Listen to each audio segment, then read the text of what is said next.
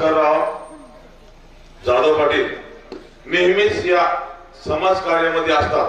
त्यांची नेहमीच या समाज कार्यामध्ये कोणाची जयंती असो, राजे छत्रपतीची असो, क्रांतीसूर्य महात्मा फुलेची असो, त्यांनी नेहमीच प्रोत्साहन दिलेलं आहे। त्यांचं स्वागत आपल्या गावचे पोलीस पाटील श्री अशोकराव गोरे त्यांनी करावं।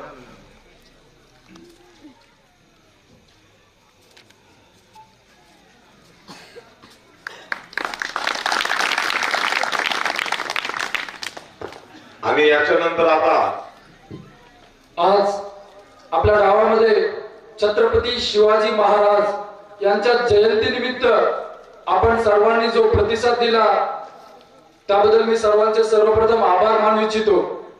छत्रपती शिवाजी महाराज एक असं व्यक्तिमत्व होतं, एक महान व्यक्तिमत्व ज्यांनी अहोरात्र समाजासाठी आपलं योगदान दिलं। आणि म्हणूनच की काय आज जवळपास 350 वर्षानंतरही छत्रपती शिवाजी महाराजांना संपूर्ण महाराष्ट्रातील संपूर्ण जनता त्याच पद्धतीने मानते जे आपण एका वडीलधाऱ्या व्यक्तींना किंवा आपल्या घरातील देवाऱ्यामधील देवाला मानतो। असं का? कारण छत्रपती शिवाजी महाराज हे कोणत्या एका जातीसाठी त्यांनी आपले कार्य नाही केलं, आपलं आयुष्य खर्च नाही केलं, तर त्यांनी जगातील आपल्या समुदायातील सर्व व्यक्तींसाठी आपलं उभं आयुष्य अर्पण केलं। छत्रपती शिवाजी महाराज यांचा जन्म 19 फेब्रुवारी 1630 या साली शिवनेरी या किल्ल्यावरती झाला। तो काळ अगदी धामधुमीचा होता। त्या काळी जर आपण बघितलं, आज आपल्याकडे लोकशाही आहे, आज आपण स्वतंत्रपणे काही बोलू शकतो, काही निर्णय घेऊ शकतो, परंतु तो काळ धामधुमीचा होता। त्या काळामध्ये अखंड हिंदुस्थानमध्ये वेगवेगळ्या राजवटीची सत्ता होती। अहमदपूरचा निजामशाह, विजापूरचा आदिलशाह किंवा दिल्लीचा मुघल असो, आणि त्यांचं एकच ध्येय होतं सर्वसामान्यांना त्रास देणं। त्यांच्यासाठी त्यांनी कोणतंही चांगलं कार्य नाही केलं, परंतु छत्रपती शिवाजी महाराजांनी विचार केला की या समाजासाठी आपल्याला काहीतरी करायचंय। आयुष्यामध्ये प्रत्येक जण येतो, प्रत्येक जण जगतो आणि प्रत्येक जण मरतो, परंतु ह्या आयुष्याचा आपल्याला चीज तेव्हाच करता येईल जेव्हा आपलं अख्खं आयुष्य समाज कार्यासाठी आपण अर्पण करू।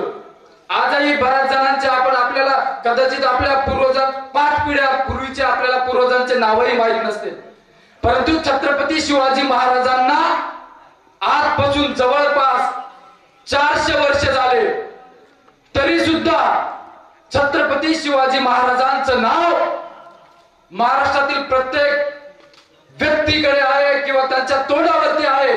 का? कारण त्यांनी उभं आयुष्य हे समाजासाठी जडले। आणि त्याच पार्श्वभूमीवरती आज आपण बघतोय की जो व्यक्ती समाजासाठी लढतो त्याचं नाव अजर अमर राहतं। हे क्रांतीसूर्य महात्मा ज्योतिबा फुले यांना माहित होतं। जेव्हा क्रांतीसूर्य महात्मा ज्योतिबा फुले यांनी जगातील पहिली शाळा उघडली जनसामान्यांना शिकवण्यासाठी, सर्व मुलींसाठी, तो काळ धामधुमीचा होता। तो फक्त काळ असा होता की काही व्यक्तींना शाळा शिकावी, काही व्यक्तींना नॉलेज घ्यावं आणि सर्वसामान्यांना अंधारात ठेवायचं। मग आपण नॉलेज घेत असताना आपल्याला जर शिक्षणाची आपल्याला किंमत कळाली तर आपण काही गोष्टीचा विरोध करू, म्हणून पुरोगामी विचारसरणीच्या व्यक्तीने आपल्याला अडाणी बनवण्यासाठी नेहमीच शाळा आणि याचा विरोध केला। क्रांतीसूर्य महात्मा ज्योतिबा फुले हे असं व्यक्तिमत्व होतं। आज आपण बघतोय टाटा, बिर्ला, अंबानी सर्व श्रीमंत आहे, पण 1800चा जो काळ होता त्या काळाच्या नोंदणीमध्ये लिहिलेलं आहे जमशेदजी टाटा यांच्याकडे फक्त 10,000 मालमत्ता होती त्या काळामध्ये, आणि क्रांतीसूर्य महात्मा ज्योतिबा फुले यांच्याकडे 30,000 मालमत्ता होती। त्यांना वाटलं असतं त्यांनी त्यांचं वंशावळ पुढे नेली असती, आजही ते आमिर बनले असते, आजही ते महान उद्योगपती बनले असते, एवढी संपत्ती त्यांच्याकडे होती, परंतु त्यांनी त्याचा कधी विचारही नाही केला. जो व्यक्ती समाजासाठी लढतो, समाजासाठी झगडतो, त्याला त्याची किंमत कळते.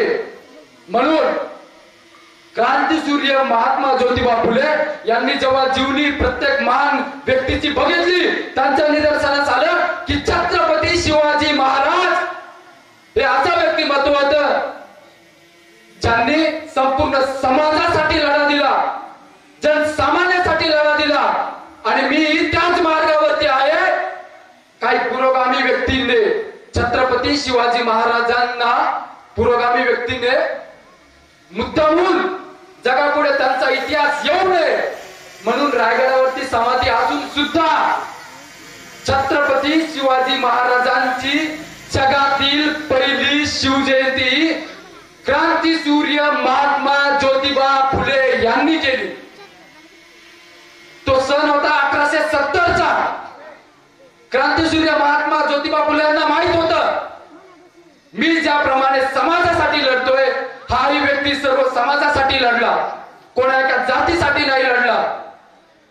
मग त्यांना कळालं, त्यांनी पहिली शिवजयंती साजरी केली. आणि या पार्श्वभूमीवरती जेव्हा छत्रपती शिवाजी महाराजांनी स्वराज्य स्थापनेचा निश्चय केला, तेव्हा त्यांच्या समोर, त्यांच्या सोबत 18 पगड जातीचे सर्व व्यक्ती त्यांच्या सोबत होते.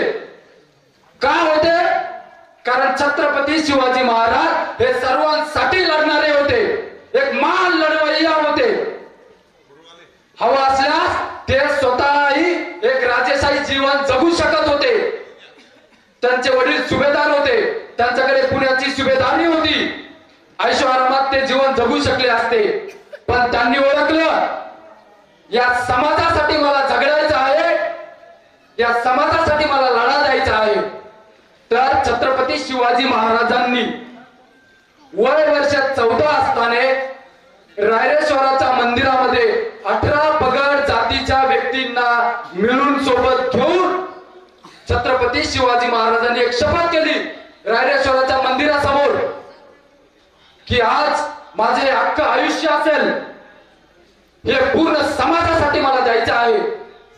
आणि या पार्श्वभूमीवरती वय वर्ष 16, विचार करा, वय वर्ष 16 म्हणजे आजचा विद्यार्थी असतो 10वी किंवा 11वीला, वय वर्ष 16 म्हणजे.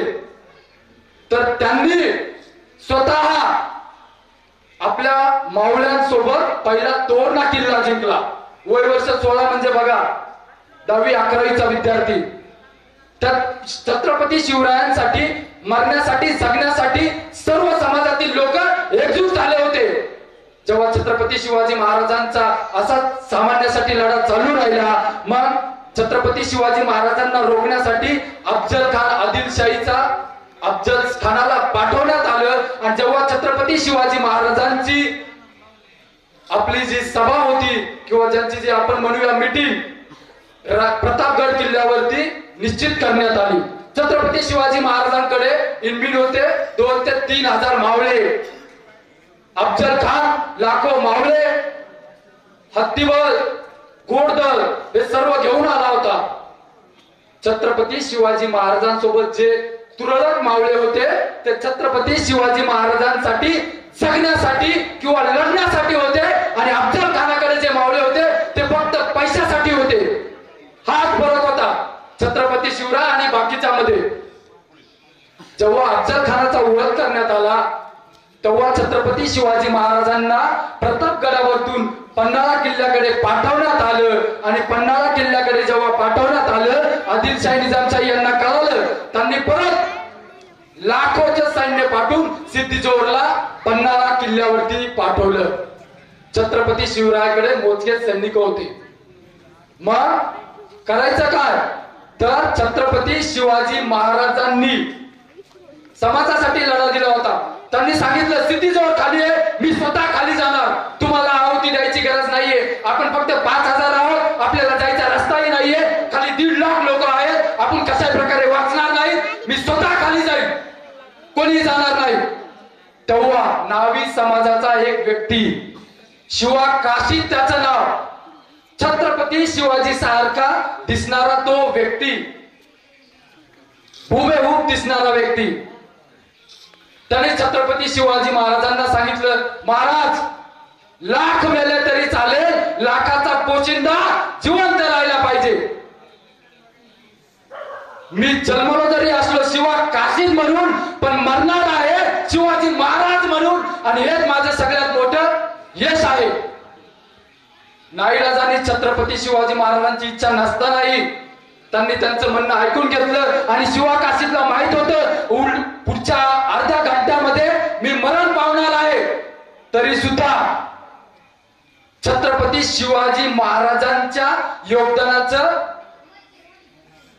त्यांनी बघून, योगदान बघून त्यांनी ठरवलं की माझंही मला बलिदान देणं गरजेचं आहे.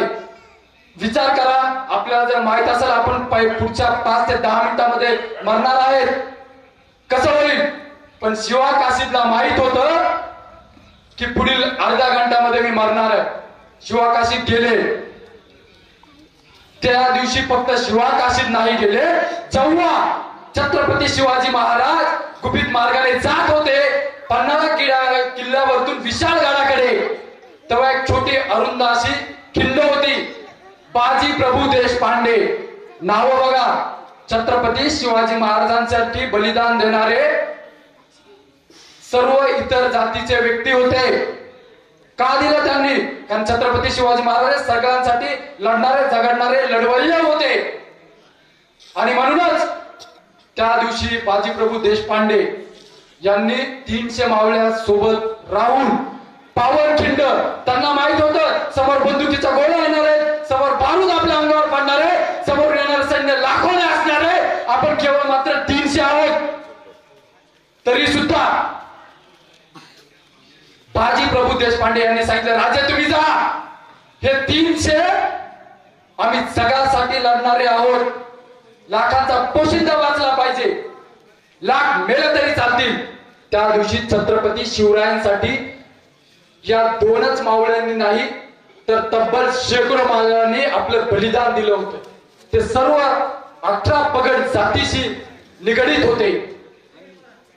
त्यानंतर 70ला तानाजी मालुसरे यांनी सुद्धा सांगितलं, छत्रपती शिवाजी महाराजांकडे जेव्हा तानाजी मालुसरे गेले होते, आपल्या मुलाचा पत्रिका घेऊन गेले होते की आता माझ्या मुलाचं लग्न आहे, तुम्हाला यावं लागेल राजे. राजे नाही बोलले नाही. राजा बोलले, तानाजी आम्ही जरी नाही येऊ शकलो तर आमच्या मातोश्री येतील. आणि मग छत्रपती शिवरायांसाठी त्यांनी विचार केला की आपण छत्रपती शिवरायांसाठी आपल्याला बलिदान द्यायची गरज आहे. विचार करा, एक वडील त्याच्या मुलाचं लग्न दुसऱ्या दिवसावर आहे, पण ते वडील थांबले नाही. आधी लग्न कोंढाण्याचं, मग रायबाचं. तेव्हापासून कोंढाणा जो सिंहगड म्हणून आपण ओळखला जातो, छत्रपती शिवरायांसाठी तानाजी मालुसरेने दुसऱ्या दिवसावर आपल्या मुलाचं लग्न असलेले टाळलं. त्याला माहिती होतं तानाजी मालुसरेंना की मी गेल्यानंतर परत येणार नाही, रायबाच्या लग्नासाठी मी थांबणार नाही, माझा एकुलता एक मुलगा आहे, त्याच्या मुलाच्या लग्नासाठी मी थांबणार नाही, पण छत्रपती शिवरायांसाठी मला योगदान देणं गरजेचं आहे. त्या दिवशी छत्रपती शिवराय खूप रडले. त्यांनी विचार केला, 1630 साली त्यांचा जन्म झाला, 1670 सालापर्यंत हजारो मावळ्यांनी त्यांच्यासाठी बलिदान दिले. हे कशासाठी?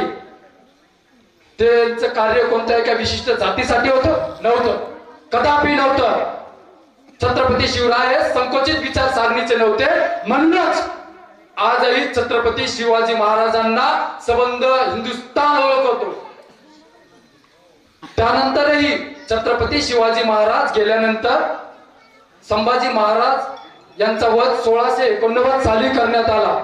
संभाजी महाराज गेल्यानंतर औरंगजेबाने 1707 ला त्याचं मरण पावल्यानंतर आपल्या महाराष्ट्रामध्ये पेशवाई आली.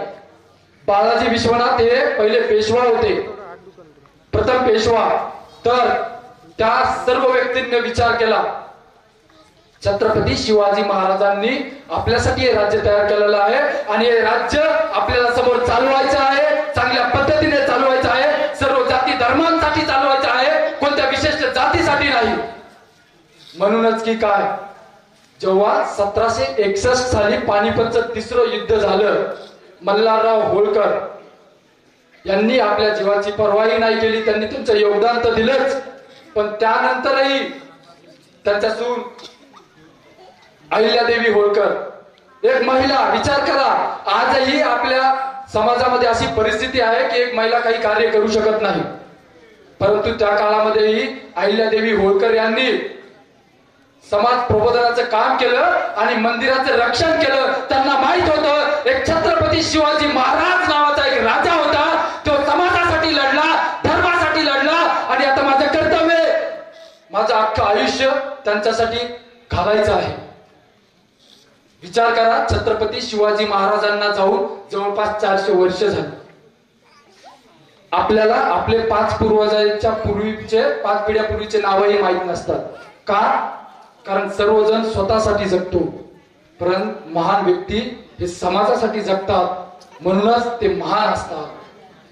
शेवटी मी सर्वांना विनंती करतो की आपल्या पूर्ण ताकदीनिशी छत्रपती शिवरायांचे एक मी घोषवाक्य देईल, ते आपण मला सहकार्य करावं. तत्पूर्वी एक चांगलं वाक्य मला आठवलं, अंधार होत चालला आहे, दिवा पाहिजे. अंधार होत चाललेला आहे, दिवा पाहिजे. या महाराष्ट्राला परत एकदा शिवा पाहिजे. तर आपण एक घोषवाक्य देऊया, छत्रपती शिवाजी महाराज की, छत्रपती शिवाजी महाराज की. धन्यवाद.